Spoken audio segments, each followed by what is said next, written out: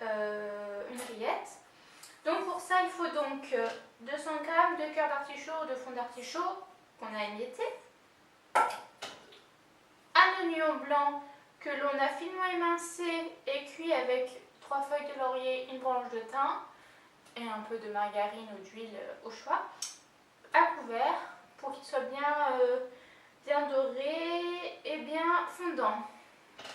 Quand ça c'est fait, il faut aussi 250 g de lentilles blanches cuites, 30 g d'huile de coco désodorisée ou non, c'est au choix si vous aimez le goût ou pas de la coco, du poivre et du sel.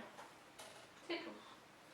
Donc, on a émietté le fond d'artichaut ou le cœur d'artichaut et on va l'écraser un petit peu pour encore plus l'écraser. Et à ça, on va mélanger les oignons,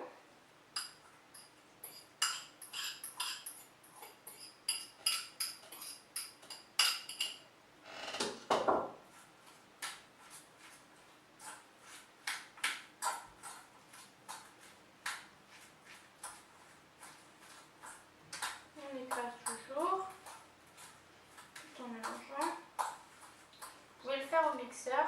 Et ce qui est bon en fait, si vous les écrasez, c'est qu'il reste un peu des morceaux. Moi j'aime bien. Vous pouvez aussi le faire au mixeur si vous préférez avoir plus une terrine et moins une rillette avec des morceaux. C'est au choix. Et ensuite vous mettez vos lentilles que vous écrasez ou que vous mixez si vous voulez avoir quelque chose de plus homogène. Donc vous écrasez tout en mélangeant. Essayez de ne pas en foutre tout.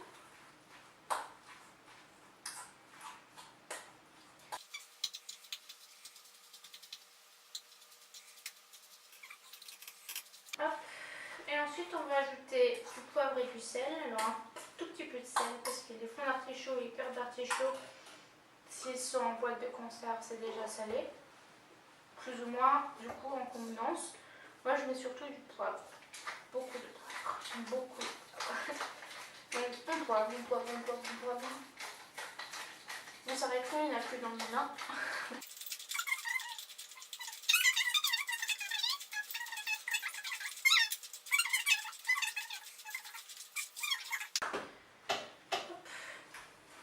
Et on mélange toujours en écrasant, en gardant tout comme saladier.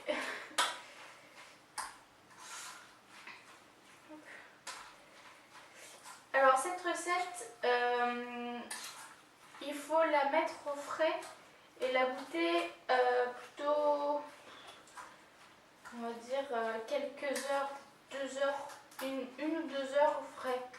C'est meilleur. Après on peut la manger direct, hein, si vous avez envie de goûter direct, vous pouvez, mais c'est meilleur comme ça, un petit peu reposer, un peu que les goûts se soient mélangés, vraiment. Moi je vous conseille 1 ou 2 heures, ou la veille si vous voulez même. Vous pouvez le faire la veille. Après au niveau de conservation, vous pouvez le garder 1 ou 2 semaines, ça se conserve bien, il n'y a pas de problème à ce niveau-là. Alors, une fois que tout est bien mélangé, alors bon, il y a des morceaux, hein, c'est ça que j'aime. Vous pouvez donc plus le faire si vous n'aimez pas les morceaux ou faire avec une presse purée, selon ce que vous voulez comme consistance. Vous ajoutez la noix de coco dure et vous allez l'incorporer à ce mélange.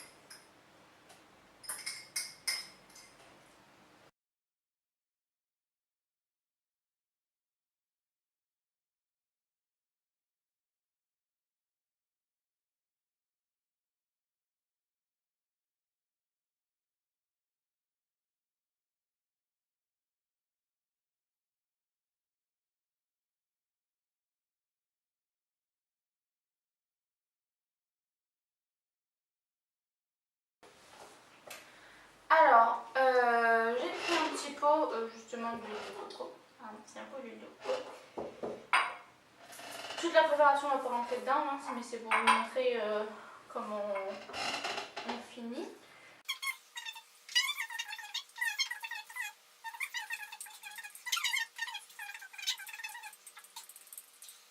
Là, vous allez tasser et lisser. Hop.